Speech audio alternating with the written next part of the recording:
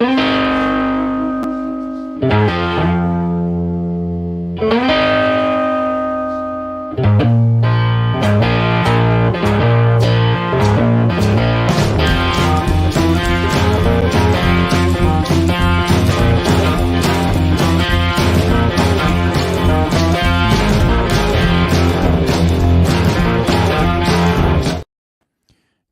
time to rock.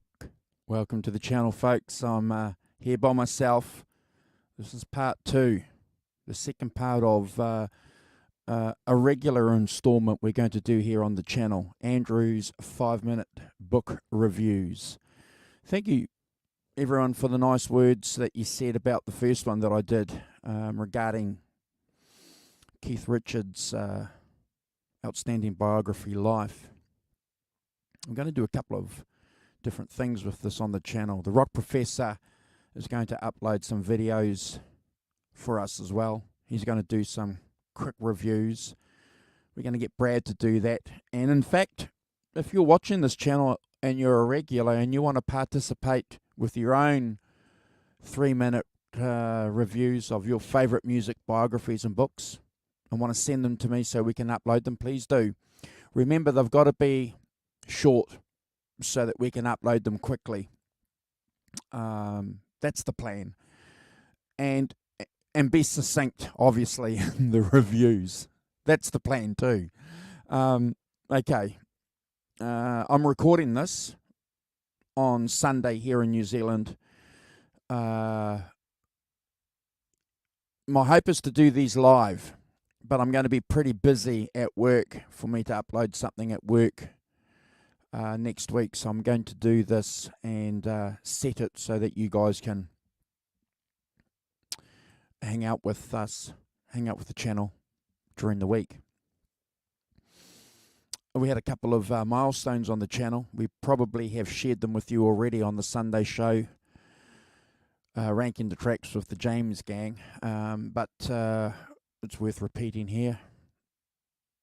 300,000 views on the channel. It's a big event for us, for the Rock Professor, Brad, for John, for Jimmy, for Jim, for Les Paul, for Simon Hosford, for everybody that's been on the channel, all the guests that have come on, and you guys, you folks, for watching us and being channel members. Really appreciate it. Love what we do here. It's a great part of the week hanging out with you guys. We had Chris Gill on. He was talking about the EVH delay pedal as well. What a nice guy. What a great interview. What a great presentation from him on that pedal. I'm still buzzing from it, and we look forward to having him back for part 2. That's it. That's all. I promise the plan is to keep these quick. So, part 2 of my book review is this biography here. Jack Bruce composing himself. The foreword is by Eric Clapton, and the author is a guy called Harry Shapiro, an English guy. He knows the subject. Harry has written a lot about these British electric blues guys from this era. He's got the contacts. He knows the topic. He knows the subject really, really well.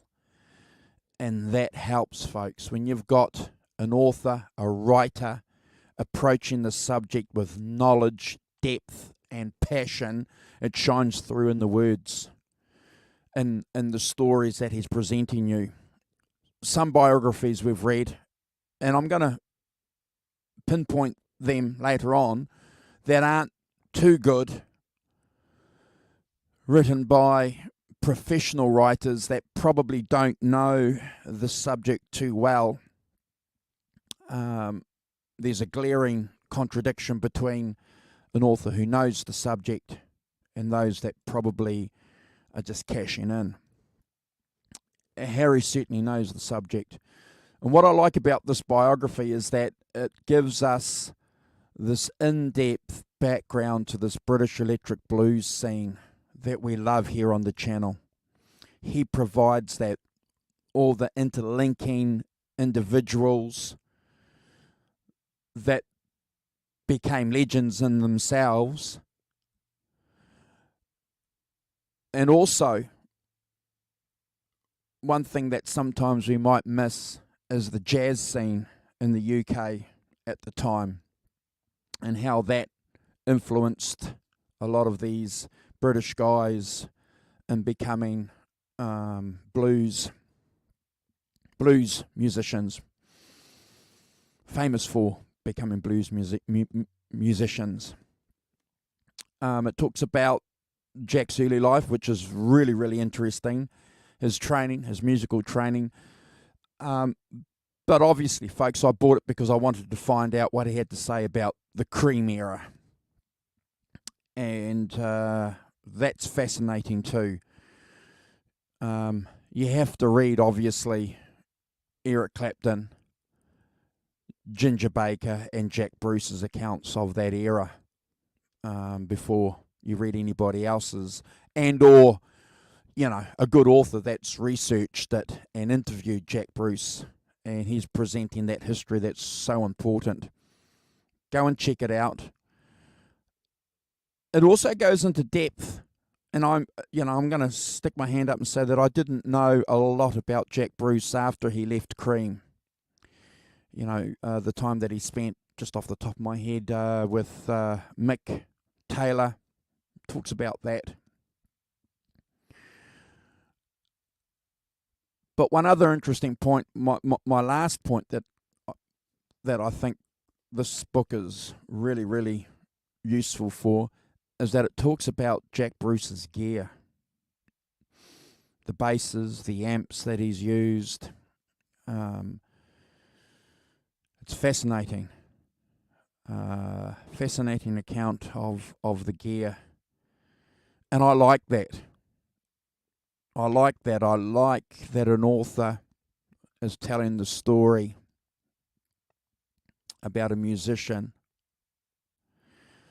but completely presents the story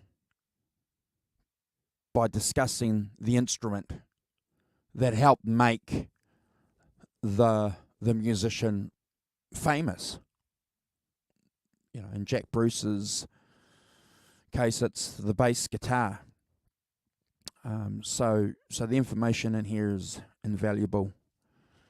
Great production. Beautiful photographs. Smells good. I got this in December. I wrote 2020. I remember reading this. This was my summer reading for that year.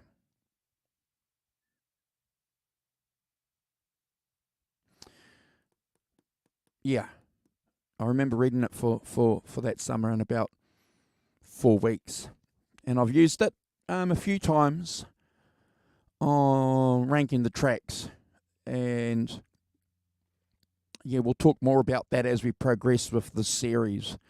You know, there's a lot of books, obviously, that I use as references for some of the background information on some of the acts and songs that we talk about. Jack Bruce, it's available in Kindle. If you don't want to get the paperback, you won't be disappointed. You won't be disappointed by it. Thanks for hanging out with me. If you like what we do here on the channel, please subscribe to our channel. Please share our link. And like I say, if you want to send me a quick video of your reviews on your favourite music biographies to be part of our playlist here, send it to me. Send it to the Rock Professor. Send it to Brad. We'll get it on the channel. Have a great day.